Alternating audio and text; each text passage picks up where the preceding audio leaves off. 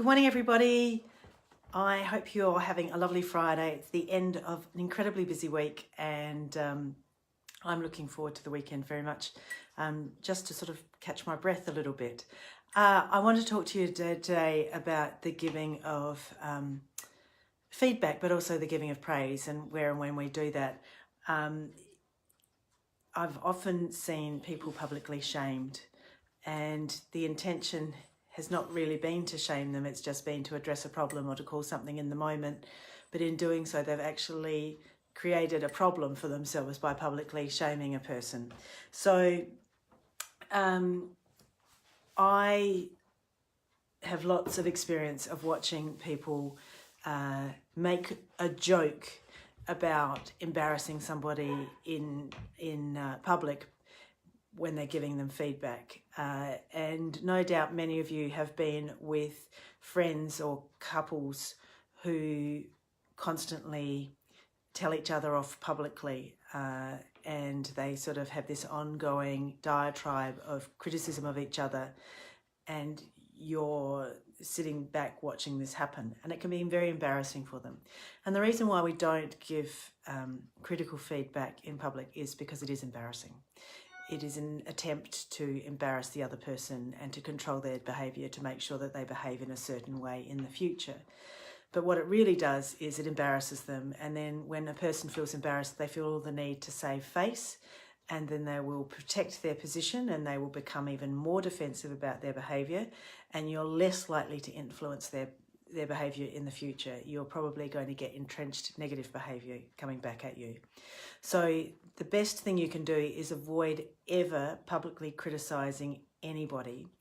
And anything that they tell you in that moment, if you publicly criticise somebody, anything they tell you is likely to be a face-saving gesture because they are embarrassed.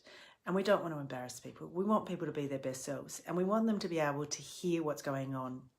And if you do need to give feedback, you want the person to be able to take that on board and accept it and move with it.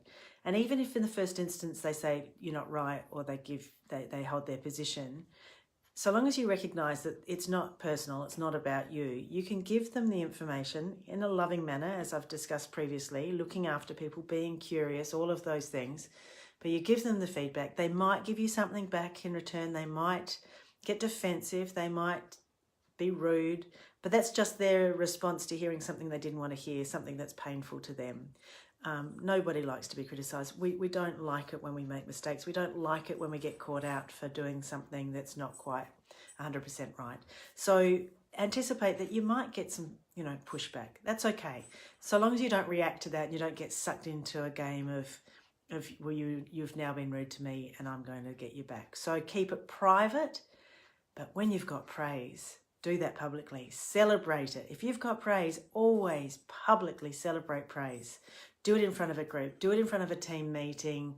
Be fair in the way in which you give praise. You can't always praise one person and not other people, but look for opportunities to give praise and to do it publicly. To mention it at the dinner table, to do it in a staff meeting, to put it in a Facebook group, whatever it is. Give praise publicly and generously, but give feedback, criticism, anything that may be taken as negative, always in private. Protect people's pride, because every time somebody says we've done something wrong, we feel like our pride's being dented. And there's the dog I'm babysitting in the background. So look, I hope you all have a wonderful week. Think about that going forward. Please look after the people that work for you and with you, because they are precious assets. And the more we look after people, the better we can work with them, and then we can create wonderful things together. Have a great weekend, and I'll see you next week. Bye.